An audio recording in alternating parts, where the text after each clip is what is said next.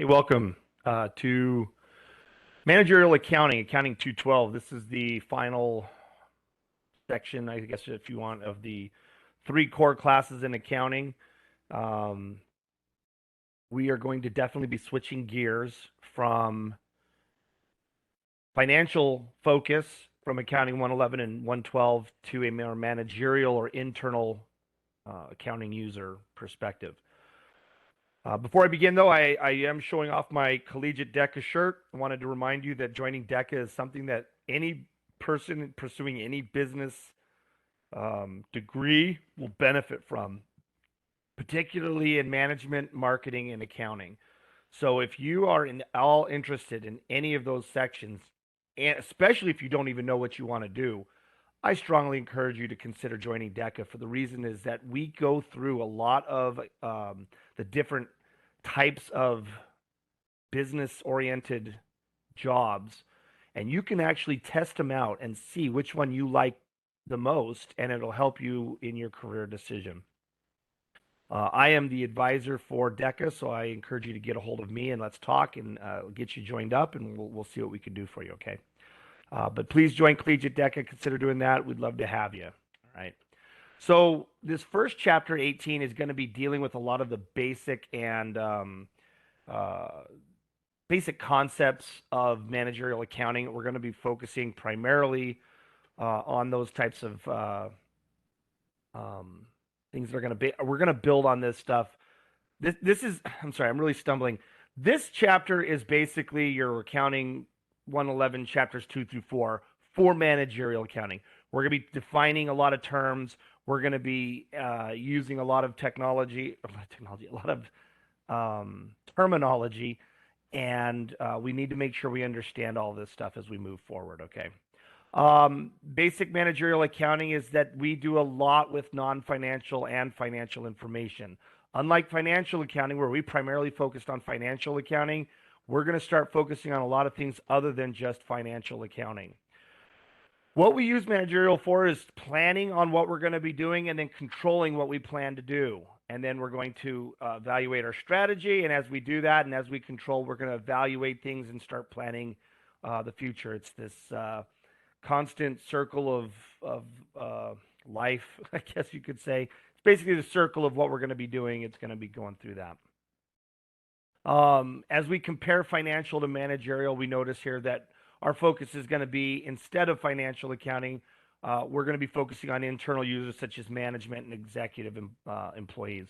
Whereas in financial accounting focused more on the external users. Our focus is helping managers, helping make sure that information is reliable, but we don't need to follow GAAP. And the reason for that is because we want to make sure we get the information that we need, and we need it quickly. So a lot of times we're going to get this without an audit. Anyway, we have a lot of monetary information, but we are going to be using some non-monetary information. This course now, unlike Accounting 111 and 112, where we kind of wanted you to think of interpreting the ratios or interpreting the information, now I'm going to want you to think and project. This is going to be a little bit harder in that respect, and so the entrepreneurial mindset that you're going to need to have is going to switch a little bit in focusing on what isn't presented. So a lot of managerial accounting will be dealing with that. We still do have fraud and ethics in managerial accounting. We still need to make sure everything is protected and everything like that. But what we're going to be doing is focusing on the internal. And the internal is typically where we're going to see fraud and unethical decisions be made. So keep that in mind as you go through that.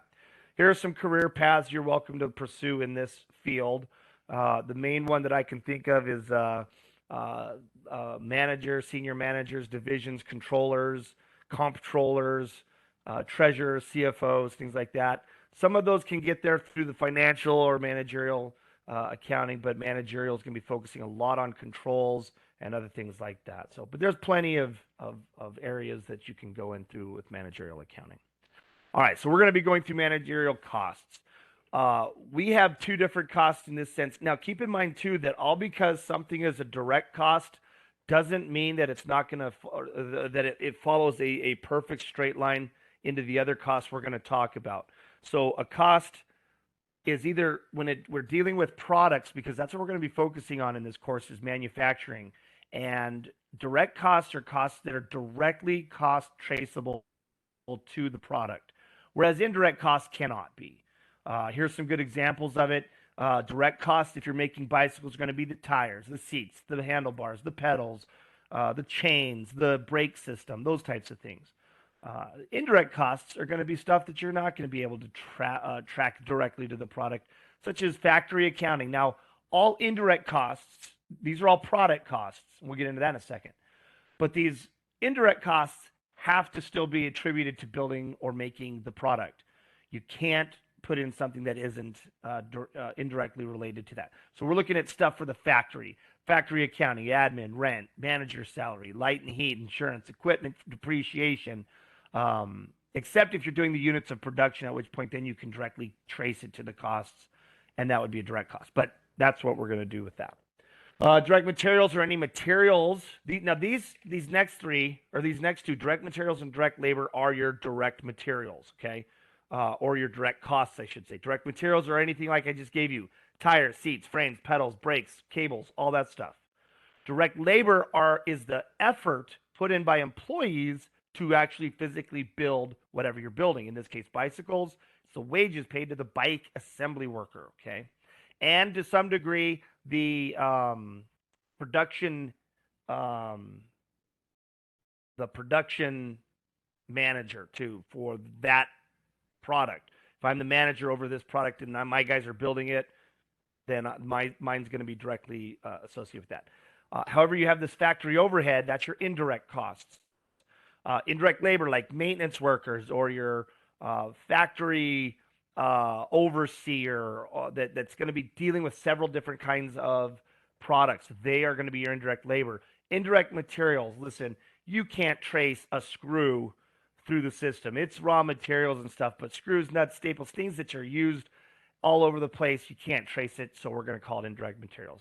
And then other indirect costs are going to be stuff like utility costs and things like that. So now we're going to talk about prime versus conversion costs. Prime costs are any costs that is going to be associated with physically building the product, direct materials, direct labor. But then your conversion costs basically is you're focusing on how you convert your materials into the product. And you need direct labor and factory overhead to do that. So prime costs, direct labor, direct materials, conversion costs, factory overhead, direct labor. So all of our manufacturing costs, our direct labor, direct materials, factory overhead, which are all direct and indirect costs, are going to be our product costs, stuff that we need to spend to build our product. Period costs are our non-production costs that are like your selling expenses, your administrative expenses, your accounting expenses over the whole company, HR, all those kinds of things. Product versus period costs are going to be, we're going to handle them differently. So product costs are all your direct and your indirect costs. These things are going to go and are going to be capitalized on your balance sheet. These are going to not be expensed until you sell the product, at which point you're going to expense them through cost of goods sold. Your period costs are going to be all your selling and administrative expenses. These are expenses that you're going to incur every time, every accounting period, and it's just going to be expensed as incurred. Okay, and so those are going to go directly to the income statement. So period costs, or excuse me, product costs are going indirectly to the income statement through inventory when sold or cost of goods sold. But initially, those inventory costs are going to be capitalized on the balance sheet. This is a good little chart. You can kind of pause this and memorize that and look at it for a length of time if you'd like. So, in comparison to service companies, we can still classify some of these things in there depending on the circumstances. Just be aware of that. Our focus is on manufacturing in this course. All right, so reporting inventory on the balance sheet, we report it under three different categories. We are going to have, if you can imagine, a inventory at the top, and then these three sub-inventory accounts: raw materials, work in process, and finished goods. These are all items that we have either at some point in the manufacturing process that we're going to be building. And at which point, once it's finished, it sits in finished goods inventory until we sell it. At which point, then when we sell it, we're going to kick it out to cost of goods sold. So here's the difference now. We've already covered in Accounting 111 and 112 our service and our merchandising companies. But now we're going to look at our manufacturing company in comparison to these other two. And notice that we have in our service company no inventory. That doesn't mean we don't really have some. Maybe we are part service, part merchandising, because we, like, if we sell, if we do hair, cut hair, do stuff with nails and stuff like that, we also have a product that we're going to try and push and sell to make money.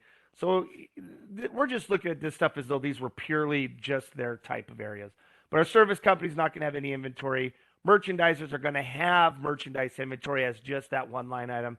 But our manufacturing company, we're going to have those three different accounts, all right? The raw materials, work in process, and finished goods. Then we're going to compare the income statements, and we have for our service company, revenues minus expenses equals our net income. For our merchandising companies, we have sales, net sales specifically, minus cost of goods sold equals gross profit minus expenses equals net income. But now for our merchandising or manufacturing company, we're going to have our cost of goods sold that's comprised of your finished goods inventory beginning balance minus your plus your cost of goods manufactured, which equals our cost of goods available for sale minus our cost of goods sold, or excuse me, our ending inventory, and that's going to equal our cost of goods sold. Then we calculate our gross profit minus expenses and net income. So you can see the similarities in all this, but at least between the merchandising and manufacturer, bottom line is we're still subtracting out our cost of goods sold. Okay, so here's our flow. We start off with our raw materials. We have just all this raw materials. Then we buy more. Then as we start to get orders and things of building this stuff, we're going to pull, some of our people are going to pull the materials we need, and we're going to start building what we're building. We're putting our labor in there. The factory overhead stuff's being applied as well. And then we're going to move it over to finished goods inventory. And then as we sell those items, we expense them as cost of goods sold on the income statement. If we don't sell them, our finished goods and all the inventory and raw materials that we have are going to be left on the balance sheet until we sell them. All right, this is a schedule of cost of goods manufactured, and this is going to be a good one to look at. First of all, we have direct materials used plus direct labor plus factory overhead equals our total manufacturing costs, plus beginning work in process minus ending inventory, or ending work in process, excuse me, equals cost of goods manufactured. So this is our schedule of what we're going to look at here. Our manufacturing statement here is going to show this. We're going to show direct materials and everything there, direct labor, factory overhead, and it's going to show our cost of goods manufactured.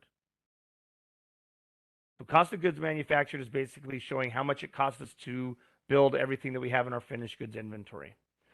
So our cost of goods manufactured equals our total manufacturing cost plus beginning work in process minus ending work in process. These are some formulas. You're going to find that this course is formula intensive. So I would highly recommend you make sure you pause the videos here, look at these formulas, and know how this flow works. Again, ending process, work in process is going to go to the balance sheet, while the cost of goods manufactured is going to go to the income statement to help us calculate our cost of goods sold. Trends in managerial accounting, let's just quickly go over this. We have lots of stuff happening with the digital age, value chain, lean practices. I used to do a lot of lean work. We tried to implement that in some areas. Basically, what these things are is you're trying to make it more cost efficient to run these things. Lean principles are that you're only going to do what is necessary to move the product. You're going to eliminate waste and stuff like that and reject the concept of good enough. You're always total quality management, or TQO, TQM, is we're trying to find a way to make things better. We want to improve the quality as well as seek and uncover and get rid of the waste. Just-in-time manufacturing is just what it stands for. Is you receive orders, you produce it, you send it just in time, and you just keep doing this just in time. You don't hold a lot of inventory. However, what we're finding out in supply chain management right now, especially with the COVID stuff that has happened in the recent past, is that this just-in-time product stuff had a breaking point where we didn't have enough to keep going because of the restrictions in manufacturing. So stuff that happens like COVID will break a just-in-time system. So something to think about. Maybe having inventory isn't all that bad. Value chain is looking at raw materials, and as you build it and as your product continues moving forward, you are going to be adding that value to it as you refer to the next section. If something doesn't add value, don't do it. That's kind of the concept there. And then there's always the corporate social responsibility. Even though you might be able to do something at a very bare minimum price or whatever and stuff like that, the question though remains: does there have a social or a public problem with that? For example, if I can make this hamburger at McDonald's for cheaper than dirt and sell it for 12 bucks a pop, and I'm only paying my workers $4 an hour, maybe people aren't going to like that. Maybe that's not a good public relations kind of a thing. But at the same time, the company's not in there as a charitable organization to cough up their money and go bankrupt. So there's got to be kind of a give and take here. And that's kind of what we're looking for. Corporate social responsibility is stuff that the company needs to do beyond just what is written in law and the things they have to do. Minimum wage is established, but maybe we pay them $2 or $3 above minimum wage. One, you're going to get better entry level workers, and two, and you'll be able to pick from those. And two, you look better because you're not paying minimum wage. So things like that. Those are the things that we're going to consider that are non-financial related. Raw materials inventory, using materials inventory turnover and other ratios. I'm going to let you pause this and just look at the calculation here. We want to know what our turnover is and how we're using our raw materials. This is kind of where we're looking at the averages. All right. And then for our days sales and raw materials inventory, we're just looking here to see excuse me, the number of days our inventory is in not being used up or whatever. So anyway, just quickly there. End of chapter 18, guys. If you have any questions, please let me know. And before I go, let me give you your word. Your word is fusion, spelled Fusion, Foxtrot, Umbrella, Sierra, India, Oscar, November for you military types. Fusion, Fusion. Please make sure you enter that into the verification video quiz thing. You just go into it, type in the word Fusion, Fusion, and you'll get credit for watching this video. Thanks, guys. We'll see you guys in the next video.